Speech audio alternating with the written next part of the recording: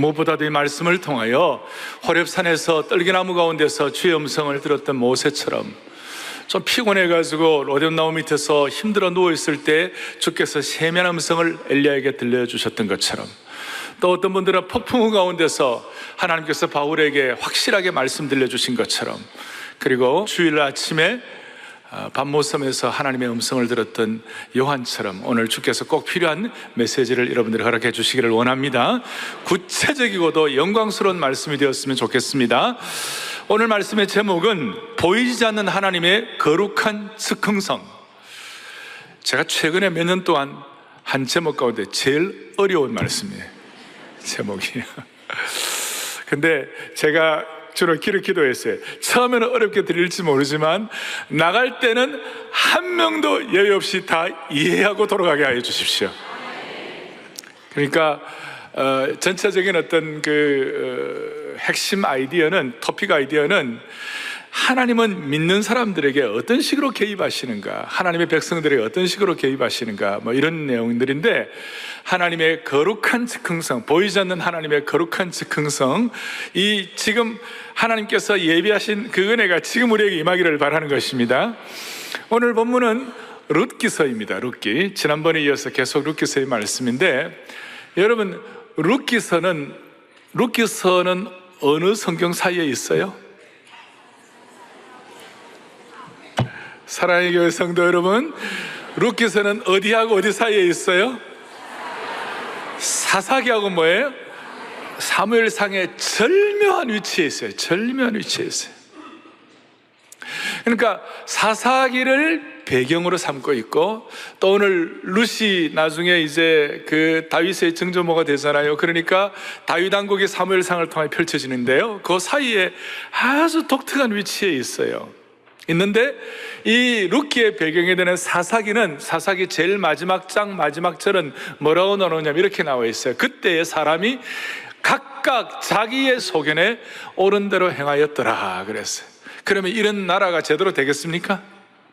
이런 나라의 방향이 제대로 잡혔겠어요? 그래서 사사기 마지막 21장인데 앞에 18, 19, 20, 21장의 배경은 너무나도 어두워요. 끔찍해요.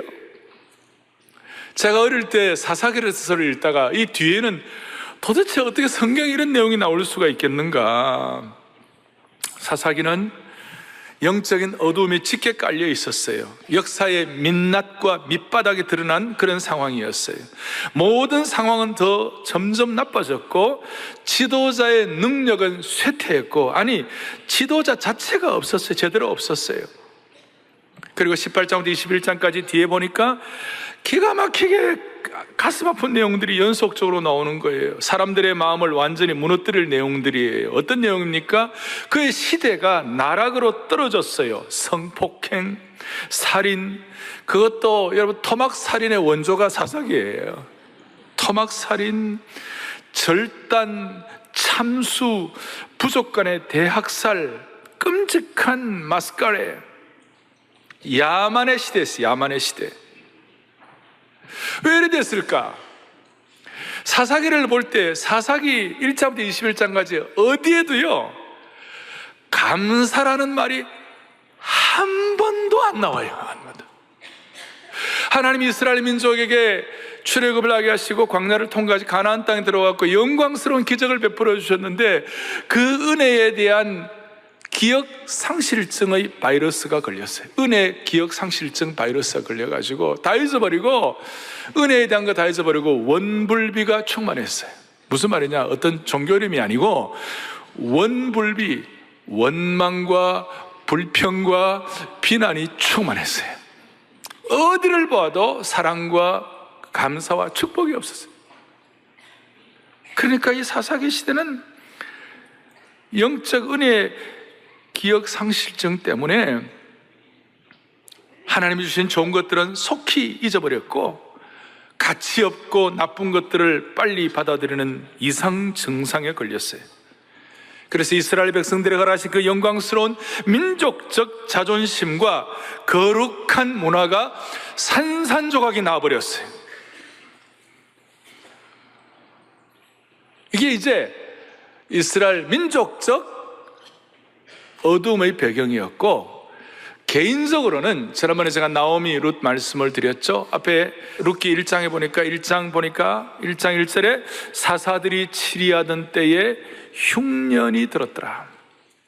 그리고 1절부터 5절까지 쭉 보니까 엘리멜렉이라는 집안에서 나오미라는 아내와 함께 10년의 역사가 쭉 나오고 있어요. 그리고 그 10년의 역사가 좋은 역사가 아니라 남편이 죽고 아들 둘 다 죽고 10년의 기근과 흉년을 경험하는 거예요. 자연히 이 시어머니 나오미와 며느리 룻, 또 오르바라는 며느리는 자연히 과부가 된 거예요. 당시의 과부는 지금하고는 완전히 차원이 달랐고, 당시는 복지시설이나 복지제도가 없었기 때문에 과부가 된다는 것은 살펴줄 사람이 없는 아주 인생의 어떤 황폐하고도 척박한 상황이 된 것이, 기댈 데가 없는 거예요. 남편 보호와 못 받죠, 자식들 안 되죠, 이러니까 그야말로 너무나 안타까운 상황이다, 개인적으로. 그래서 어두움의 역사고, 역사에 민낯이고, 잔혹한 끔찍한 어떤 대학살이 시대고, 개인적으로는 이렇게 너무 힘든 시대인데, 오늘 이 장은 너무나 놀라운 반전이 일어나는 거예요. 원더풀한. 저는 이 내용을 닥터 파인버그라는 정통주의시 랍비 학자에게 이걸 제가 신학교 시절에 배웠는데요, 아름다운 서사 문학이고, 여기에 생명의 복음이 담겨 있고, 여기에 영적인 세렌디피티, 그야말로 우연 같지만 놀라운 하나님의 섭리가 들어있는 것이, 이들은 지금 이방 문화의 충격 때문에 미디안이 침공해가지고 이방 문화의 충격과 과부의 고난과 이런 암울한 배경 가운데서도 갑자기 놀랍고도 아름다운 대화가 이제 이 장에서 시작되는 거예요.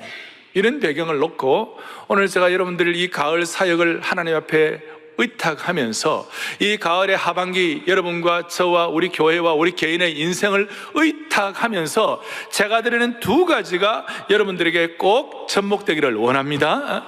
첫 번째는 뭐냐? 보이지 않는 하나님을 보는 믿음의 은혜가 있기를 원하는 것이에요. 저는 처음에 아주 제가 묵상을 하는 가운데, 왜 수많은 사람들 가운데 이 모압 여인 룻이 하나님의 사랑의 대상이 되었을까? 왜 룻이 하나님이 그를 정말 집중적으로 사랑하시고 그의 사랑을 퍼부어주셨을까?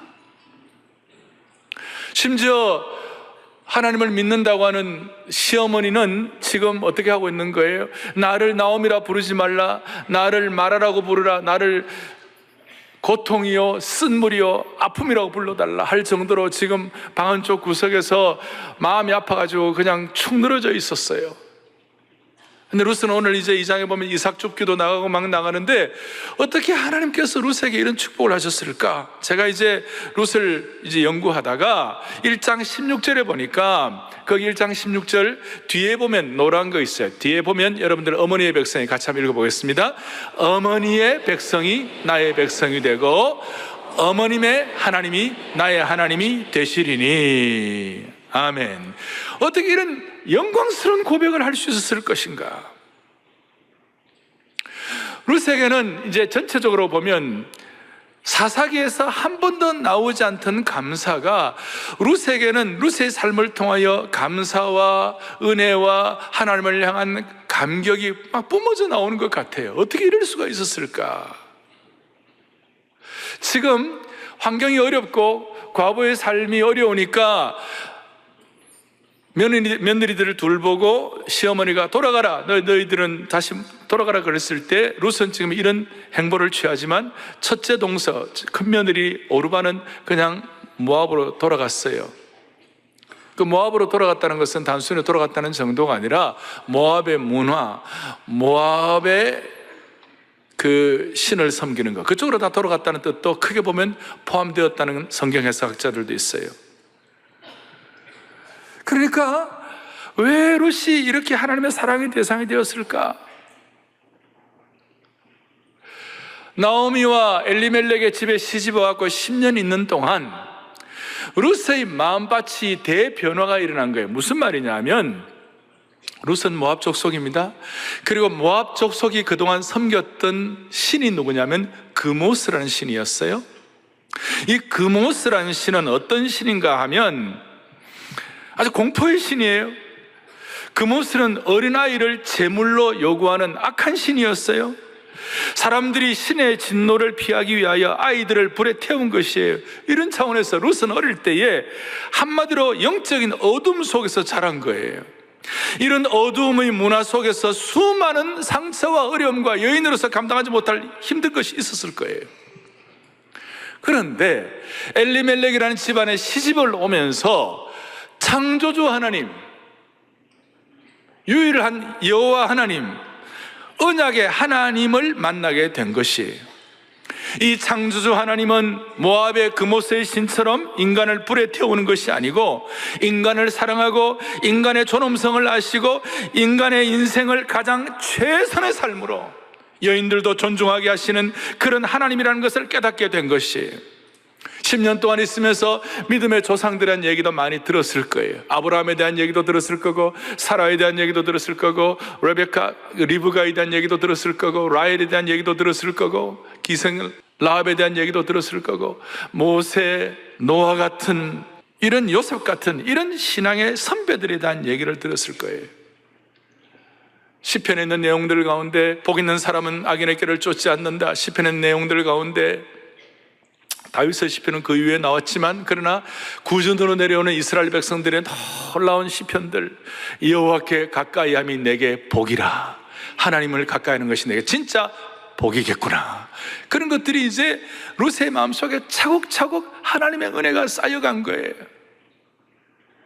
그러니 룻의 입장에 아마 십계명도 다 외웠을 것이에요. 십계명도 다 은혜로 받았을 것이에요. 그러니 그모세라는 신을 섬기면서 공포의 신 어린아이를 불태워서 제물로 바치는 그런 어려운 가운데 있다가 여호와 하나님, 창조주 하나님, 언약의 하나님께로 나오니까 룻의 삶의 대반전이 되니까 그것 자체가 너무 귀하고 기쁘고 감사한 일이 되어가지고 나머지 환경적인 어려움 정도는 그냥 해결해 나갈 수 있는 것이, 할렐루야. 룻은 그모스의 신에서 창조주 하나님의 신으로 어두움 속에서 빛으로 나오게 된 겁니다. 하나님의 영광스러운 진리를 깨달아 그모스의 어둡고도 비참한 영적 세계 가운데서 이제는 나와 맑고 밝은 하나님 앞에 나온 것입니다. 룻은 어머님의 백성이 내 백성이 되고 어머님의 하나님이 내 하나님이 되시리니, 극히 값진 진주를 만난 것입니다. 남편 죽고 가난한 시어머니와 함께 인간적으로 환경적으로 미래에 대한 희망이 없었지만 근본적인 하나님에 대한 감사가 치밀어 오르는 감사가 있었기 때문에 룻은 육신의 어머니를 따라간 정도가 아니라 어머니가 믿는 하나님을 따라간 줄로 믿는 것이에요. 다시요, 육신의 어머니를 따라간 것이 아니라 어머니가 믿는 언약의 하나님, 창조주 하나님을 따라간 것이에요. 그러니까 얼마나 감사합니다. 이것은 마치 우리 오늘 이 가운데도 1년에 제사를 수번 이상 드리면서 온갖 그 풍습 이런 것들 가운데 매여 있는 그런 집안에서 자라다가 어떻게 하다가 보니까 예수는 안 믿었는데 어떻게 하다 보니 믿는 집안에 들어가가지고 그 믿는 집안에 하나님을 깨닫게 돼가지고 인생이 반전된 그런 케이스도 우리 가운데 있을 거예요. 대답 안 하세요. 그러면 있을 것이고, 그 다음에 미신과 악습에 매여가지고 점을 안 치면 이사도 못 가는, 점을 안 치면 어떤 방향도 못 잡는 그런 삶을 살다가 예수님 믿고 성령 안에서 완전히 새로워져가지고 완전히 새 백성이 되어가지고 인생을 밝게 사는 그런 분도 우리 가운데 있는 것과 똑같다는 것이에요. 근데 나오미는 지금 고난과 고통으로 나를 나오미라 하지 말고 말하라고 그랬잖아요. 그러니까 나오미는 마음이 다치고 상처를 많이 받았어요. 요즘 젊은이들 말로 하면 마상이야, 마상. 마상, 마음이 상처받았다는 뜻이에요. 마음이 상처받았다. 그러나 룻은 이 마상 대신에 창조주 하나님에 대한 감사를 통하여 미래를 기대한 것이에요. 그의 마음밭이 그렇게 기경이 된 것이에요. 어머니께서 가시는 곳에 나도 가고 어머니께서 머무는 곳에 나도 머물겠나이다. 장래에 대해서 다 몰랐지만, 앞으로 어떤 일이 일어날지 다 몰랐지만 포기하거나 걱정하는 대신에 근본적인 감사와 기대가 있었고, 금오스 신에서 여호와 하나님께로 옮긴 근본적인 감사와 터질 듯한 감격이 마음에 자리 잡고 있으니까 결정적인 순간에 기회가 왔을 때 딱 붙잡는 것이에요. 그래서 눈에 보이지 않는 하나님이 눈에 보이는 현실보다 더 중요하다는 것을 깨달은 줄로 믿으셔야 되는 그 결과, 완전히 달라진 거예요. 우리는 예수 믿는 것이 그냥 보통인 줄 아는 거예요. 그거 아니에요. 우리가 제자훈련 처음 시작하면서 예수님을 믿었다는 것은, 오늘 루스 입장에서는 그 악한 신 금오스에서 창조주 하나님, 언약의 신, 그 사랑을 퍼부어주시는 그 하나님으로 옮게 됐으니까 이것이야말로 내 인생의 어떤 것보다도 내 인생 최대의 사건이요, 가장 값진 결정을 한 줄로 믿습니다. 그거예요. 그게 오는 진짜 근본적인 감사가 있는 거예요.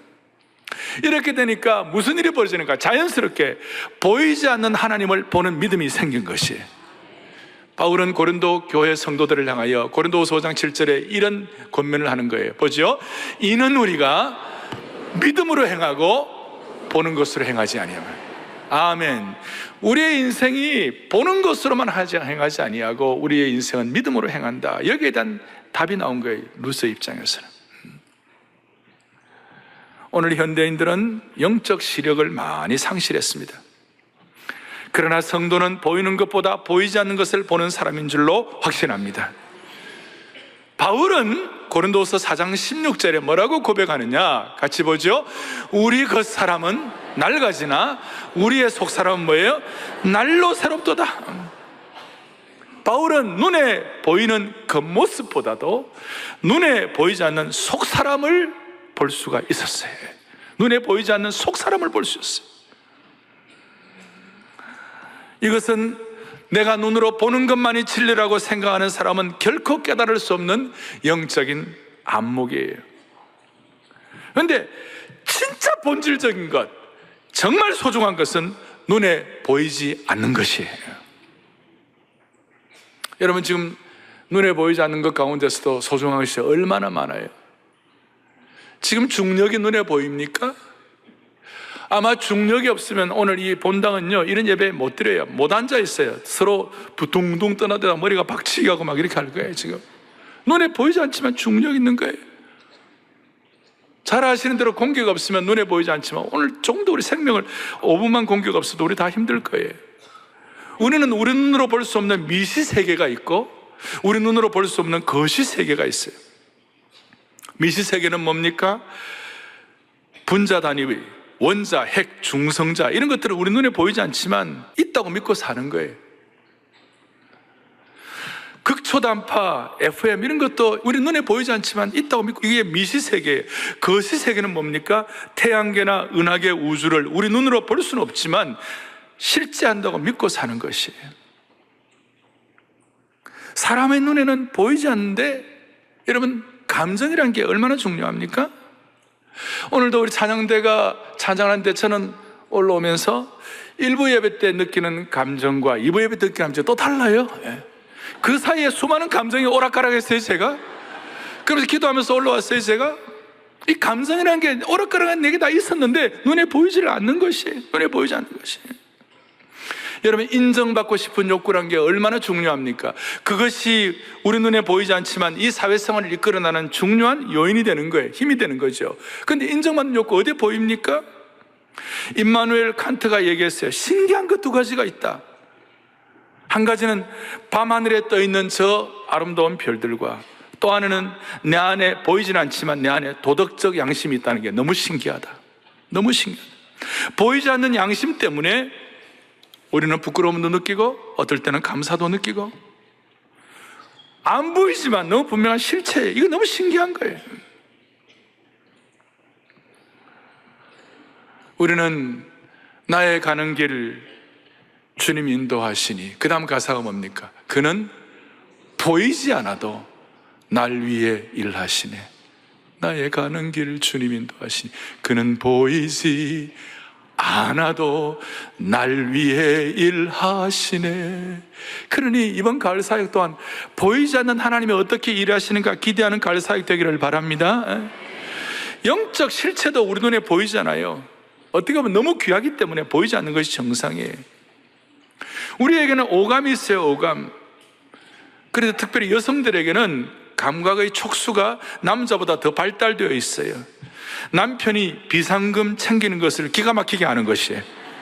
육감이에요, 육감. 근데 우리에게는 영적으로 보이지 않는 세계를 볼 수 있는 영적인 감각, 어떻게 보면 믿음의 제7감이 우리에게 필요한 것이에요. 그래서 우리는 보이지 않는 하나님을 보는 것처럼, 그리고 저와 여러분들의 영적 성숙도는 보이지 않는 하나님 앞에서 아무도 없을 때, 하나님과 나와 독대했을 때 나는 과연 어떤 종류의 반응을 일으키고 있는 것인가. 이 가을 사역 또한 사랑의 교회 성도들, 오늘 이 말씀을 듣는 분들이라도 보이지 않는 하나님을 보는 것처럼 금오세의 신앙이 아니라 창조주 하나님의 언약의 신앙을 믿으면서 그 하나님 앞에 우리가 반응하면 하나님이 역사하시는 것이에요. 그래서 여러분, 히브리서 11장 7절에 보면 믿음으로 노아는 아직 보이지 않는 일에 경고하심을 받아 경외함으로 뭘 준비했어요? 방주를 준비했어요. 보이지 않는 하나님을 믿었기 때문에 그 보이지 않는 하나님의 명령에 의하여 방주를 짓는 것이에요. 오늘 우리가 이 가을 사역을 위하여 지어야 할 방주가 뭔지는 다 모르지만 보이지 않는 하나님께서 우리에게 필요한 말씀을 일마다 때마다 주실 줄로 믿는 것이에요. 그래서 신앙인의 역사는 보이지 않는 것을 보고 살았던 사람들의 거룩한 초상화라고 말할 수 있는 것이, 여러분들의 삶의 초상화가 보이지 않는 하나님을 보는 것처럼 하나님 앞에서 반응하는 초상화가 되기를 바랍니다. 동일하게 이번 가을 동안에 이제 이번 주 토요일은 하나님 앞에서 우리 온 교회 리더들, 지도자들, 교회 우리 젊은이들, 지도자들까지 다, 우리 교회 어른들 다 모여가지고 보이지 않는 하나님 앞에서 연합 순장반 리더 컨퍼런스를 하면서 하나님께 큰 영광을 올려드리고 그때부터 주시는 주님의 음성이 있을 것이에요. 다음 달에는 헌당가을 감사 특세를 통해 하나님께서, 보이지 않는 하나님께서 여러분들에게 막강하게 주시는 음성이 있으실 거예요. 그 다음 새생명 축제를 통하여 하나님 은혜를 베푸시고, 그 다음 11월에 가을 세미나를 통하여 연말까지 하나님께서, 보이지 않는 하나님께서 각자에게 필요한 음성들을 주실 거예요. 저는 기도하고 있어요. 11월 달에, 10월 달에 대각성 전도 집회가 있을 때 수많은 사람들이 루시 나오미에게 얘기한 것처럼 어머님의 백성이 나의 백성이 되고 어머님의 하나님이 내 하나님이 되기를 원하나이다. 그때의 복음의 영광과 생명의 신비를 깨닫는 사람들이 우리 김권사님의 하나님이 내 하나님이 될 줄로 믿습니다. 이런 고백이 있다면 얼마나 감사하겠어요, 얼마나 감사하겠어요. 그래서 첫 번째 중요한 것, 보이지 않는 하나님을 보는 믿음으로 이 가을 사역이 진행되게 하여 주십시오. 보이지 않는. 두 번째로는 하나님의 거룩한 즉흥성, 하나님의 신적 개입이에요. 하나님의 신적 개입과 거룩한 즉흥성을 경험하는 가을 사역을 위해 기도하는데, 오늘 본문 앞에 2절에 보니까 이삭 줍기가 나와요. 이스라엘 백성들의 이삭 줍기는 가난한 사람, 고아와 과부를 보호하기 위한 또 하나의 장치였어요. 땅 주인은 자기 땅 경계선까지 있는 곡식을 다 베지 아니하고 경계선상에 있는 곡식은 그대로 남겨놓았어요. 그래서 그걸 남겨놓고 가난한 사람들이 베어갈 수 있도록 했습니다. 추수할 때 농부는 땅에 이삭이 떨어지면 그건 줍지 않고 그냥 놔뒀어요. 가난한 사람이 죽을 수 있도록 남겨놓았어요. 이런 이제 배경 가운데서 룻은 2절에 아침 일찍 일어나 이삭을 줍게 해달라고 시어머니 나오미에게 요청을 했어요. 자, 시어머니는 힘들다고 그냥 방 한쪽 구석에서 쭈그리고 있었어요. 근데 룻은 근본적인 감사가 너무 크니까 이삭 줍기라도 해야 되겠다. 어떻게 보면 인간적으로 보면 구차한 일이었고 좀 약간 힘든 일이죠. 그래도 룻은 기대하는 마음이 있으니까, 그모스의 신에서 창조주 하나님을 옮긴 은혜가 있으니까 나오미에게 밝은 마음으로 요청을 하는 거예요. 우리는 가난하지만 하나님이 가난한 자를 위해 이삭 줍기를 마련해 두셨으니까 하나님이 열어주신 그 기회를 사용하자고 요청하는 것이. 지금 룻은 풍요로운 것도 아니고 부자가 된 것도 아니지만 하나님이 주신 기회의 손, 하나님이 뻗으신 손을 붙잡고 하나님이 예비하신 것을 기대하고 그 예비하신 문으로 들어가게 된 것이 이것이 룻의 삶의 놀라운 차원으로 올라가게 된 것입니다. 좀 더 구체적으로 말하면 룻기 2장에 많은 즉흥성이 나오는 거예요. 즉흥성. 오늘 본문에 나오는 대화들, 룻과 나오미, 룻과 보아스, 보아스와 룻, 보아스와 종들의 대화 가운데 어디에도 미리 계획된 것은 없었어요. 한마디로 2장 본문에는 예기치 않는 하나님의 신적 개입과 거룩한 즉흥성이 일어난 거예요. 제가 하나님께 거룩한 즉흥성이라는 용어를 쓰기가 좀 죄송하지만 잘 이해하기 위하여 말씀을 드리는 거예요. 그리고 이 거룩한 즉흥성의 클라이맥스가 뭐냐? 오늘 여러분들이 봉독했던 3절이에요. 3절을 다시 한번 마음을 같이하여 합독하겠습니다. 3절입니다. 룻이 가서 베는 자를 따라 밭에서 이삭을 줍는데 그 다음 우연히 엘리멜렉의 친족 보아스에게 속한 밭에 이르렀더라. 아멘. 룻이 이삭을 주는데 어떻게 해요? 우연히. 오늘 이 우연히가 하나님의 신적 개입과 거룩한 즉흥성의 강력한 전주곡이 되는 것이 우연히. 그리고 우연으로 끝나는 것이 아니라 3절에 우연히가 갔는데 4절에 뭐냐면 마침 보아스가 베들레헴에서도 왔다 그랬어요. 마침. 우연히가 있는데 또 마침이 나와 있어요. 그런데 이제 마침을 현대인 번역으로 보면 뭐라고 하냐면 그때 마침 보아스가 베들레헴에서 막 그 밭에 도착했다 이렇게 나오는 거예요. 그래서 저는 사모했어요. 주여, 거룩한 즉흥성의 핵심은 뭐냐? 우연히의 은혜와 마침의 축복인 줄로 믿습니다 이거예요. 사랑하는 교우들이여, 이 가을 사역 동안, 이 가을 하반기 동안 온 교우들의 가정과 집집마다, 아니 이민족 공동체에도 하나님의 우연히와 하나님의 그때 마침의 축복이 있기를 바라는 것이 너무나 놀라운 말씀이에요. 하나님의 즉흥성을 위하여, 거룩한 즉흥성을 위하여 우연히와 그때 마침의 은혜를 주시는 하나님이 있어요. 이것은 성경 곳곳에 나와 있어요. 마가복음 15장 21절에 보면 예수님께서 십자가를 지고 너무 이게 피를 흘리시고 힘드시니까 그때 마침 알렉산더의 루포의 아버지인 구레네 사람 시몬이 시골부터 와서 지나가는데 그들이 그를 억지로 가게 하여 예수의 십자가를 지웠다. 구레네 시몬의 입장에서 볼 때는 너무나 정천벽력 같은 힘든 일인데 이게 우연히 마침. 근데 이 일을 통하여 나중에 나옵니다만 로마서 16장에 나오면 거기에 주 안에서 택하심을 루포와 그의 어머니에게 모나라라. 그의 어머니는 곧 내 어머니라. 그때 마침의 은혜 때문에 마치 바울 사도에게 이 시몬의 아내 루포의 어머니는요 바울의 어머니처럼 그렇게 존경을 받는 믿음의 명문 가문이 된 줄로 믿습니다. 마침이에요, 마침. 여러분, 저는 제 삶을 돌이켜보면 70년대 후반에 제가 오카는 목사님을 우연히 만난 거예요. 무슨 막 계획을 내가지고 제가 만난 게 아니에요. 80년도에 제가 미국을 갔을 때 그때 김동명 목사님, 안혜숙 여사, 안혜숙 사모님을 제가 무슨 계획이 있어 우연히 만나가지고 같이 제가 그 교회를 섬기게 된 거예요. 제 삶을 돌이켜보면 순간순간 수많은 일들 가운데 진짜 중요한 삶의 터닝 포인트는 하나님의 우연히와 하나님의 마침 때문에 이루어졌구나, 그렇게 생각이 된 거예요. 여러분, 저뿐이겠어요?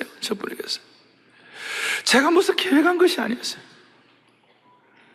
룻의 입장에서도 보아스가 어떤 사람인지, 보아스가 홀로 사는 사람인지, 그런데 그의 존재조차 몰랐어요. 그냥 우연히 룻이 어떻게 하다 보니까 보아스의 밭에 갔을 뿐이에요. 보아스도 마찬가지, 우연히 자신의 밭에 나가는 날에 룻을 만난 것이에요. 우연히. 하나님께서는 자신의 백성에게 참된 복을 주시기 위하여 특별한 우연을 만드실 때가 많아요. 특별히 하나님이 정말 사랑하는 하나님의 자녀를 위해서는 룻처럼 우연히와 마침의 축복을 주시는 줄 믿으셔야 되는 것이, 이 우연의 섭리가 너무 신비한 거예요. 전 세계 기독교 역사 가운데 하나님께 쓰임받는 사람들을 보면 우연의 섭리, 우연의 신비, 하나님의 거룩한 즉흥성의 강력한 수혜자들이 너무 많은 거예요. 오늘 여러분들이 다 이 우연히와 마침 하나님의 거룩한 즉흥성의 수혜자들이 되기를 바랍니다.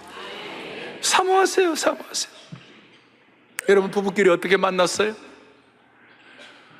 뭐 누가 이렇게 계획을 한 것 같지만 그러나 크게 보면 다 우연히 만난 거 아니에요?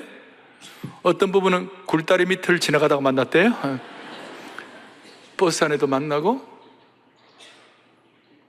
참 놀라운 하나님의 섭리와 신비가 있어요. 거룩한 즉흥성이 있어요. 그리고 이제 우연히 만난 이 보아스는요, 아름다운 그림을 뚫고 나온 것 같아요. 멋있는 남자였어요. 요즘 젊은이들 말로 하면 만찢남이야. 만화를 찍고 나온 남자. 테리우스 같이 멋진 남자. 원하고 만나려고 해도 만날 수 없었는데 하나님께서 어떻게 이렇게 그 시대에 만찢남을 마련해가지고 루카 만나게 하시니 기가 막힌 일이 벌어진 거예요. 그리고 이후에 다윗의 왕국이 펼쳐지는 거예요. 얼마나 놀라운 일이 벌어지는지 몰라요. 자, 이런 말씀을 드리면 여러분들의 마음속에 어때요? 에이, 뭐, 그 성경의 얘기니까. 그로 끝납니까? 아니면 좀, 아이고, 가슴이 좀 설레고, 하나님 내게도 좀 그런 기회를 주시면 좋겠는데. 그런 마음이 어떤 거예요? 하나님 앞에서 이런 기대감과 설렘이 있으면 그건 젊은 거예요. 그리고 그런 마음이 있으신 분들은 마음이 젊은 거예요. 나이가 드셔도. 그런데 뭐 이런 얘기를 들어도 그냥 지나가는 거, 주일 예배로 그냥 지나가는 거고 다 지나간다면요, 빨리 천국 가셔야 돼요.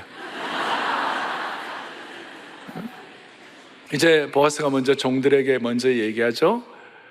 하나님이 너희들과 함께 하기를 원한다. 그럴 때 보아스의 종들이 보아스에게, 주인에게 하나님이 복 주시기를 원합니다. 우리 몇 년 전에 이거 가지고 우리 새 인상그 기억나시죠?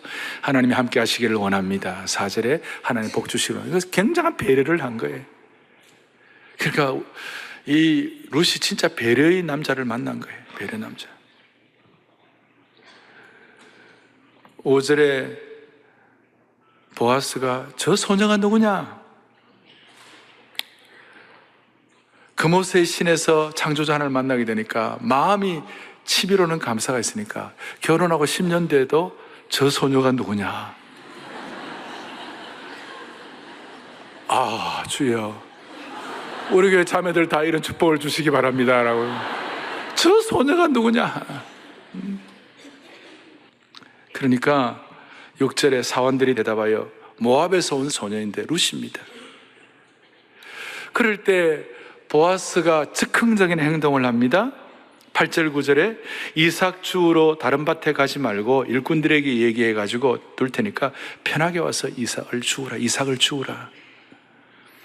룻에게 이런 얘기를 하니까 보아스의 이런 즉흥적이고도 갑작스러운 호의가 너무 크니까 룻이 어떻게 하냐. 10절에 뭐라고 나와요? 10절에 룻이 엎드려 얼굴을 땅에 대고 절했다.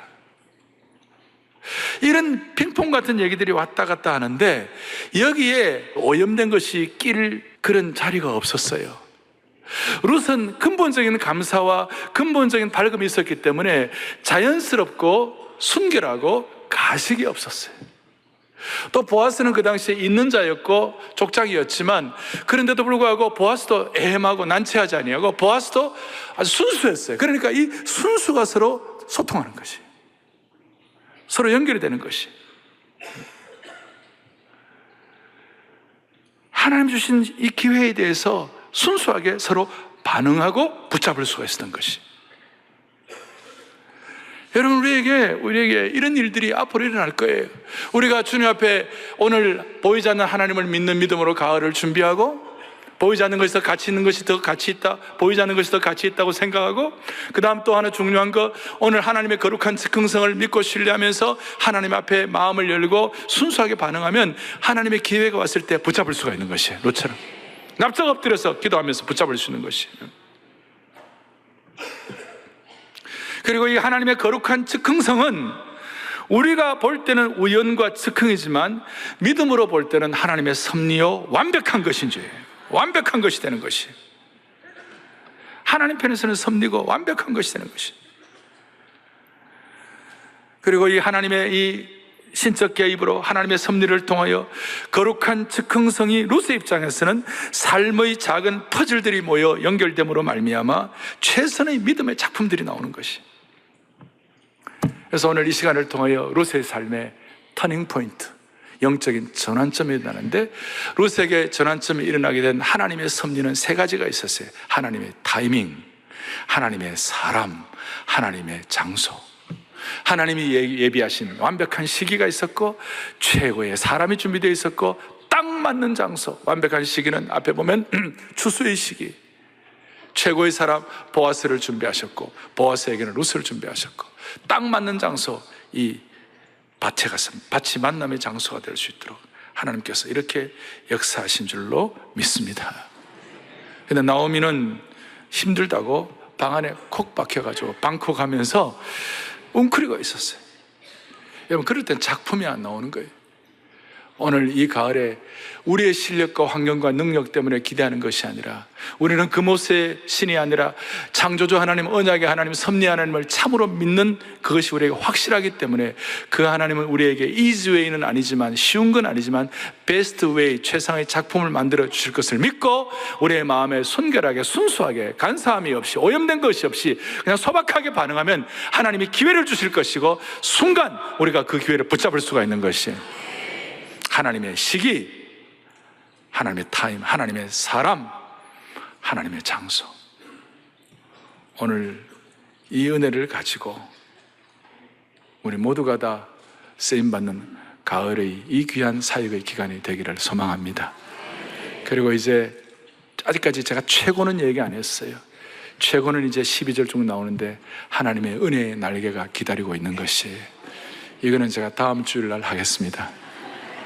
오늘 마음속에 하나님 아버지, 오늘 룻을 통해 우리는 도전받습니다. 이스라엘 백성들은 선택된 백성으로 출애굽하면서 대단한 민족적 자존심과 대단하게 있었는데, 하나님은 그 매너리즘에 빠지고 답답한 사람들을, 매너리즘에 빠지면 그 딱딱하고 바리새인들에 대해 하나님은 일마다 때마다 한 번씩 이방인을 통하여 도전하시는 것이, 우리에게는 룻의 속성도 있고 우리에게는 바리새인의 속성도 있어요. 이런 말씀을 여러분들이 들을 때 어떤 분들은 어떻게 받아들이는 거예요? 그냥 지나가는 분도 있고, 아니면 이걸 하나님 주시는 음성으로 듣고 적용하기를 원하는 분도 계시는데, 하나님은 룻을 통해 우리에게 도전하시는 거예요.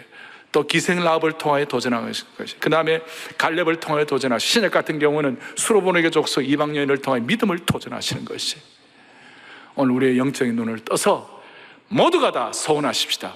보이지 않는 하나님을 믿는 믿음으로 살겠습니다. 하나님의 거룩한 긍성을 위하여 우리의 시기, 타이밍, 사람, 장소를 이 자리에서 깨닫고 붙여주실 줄로 믿습니다.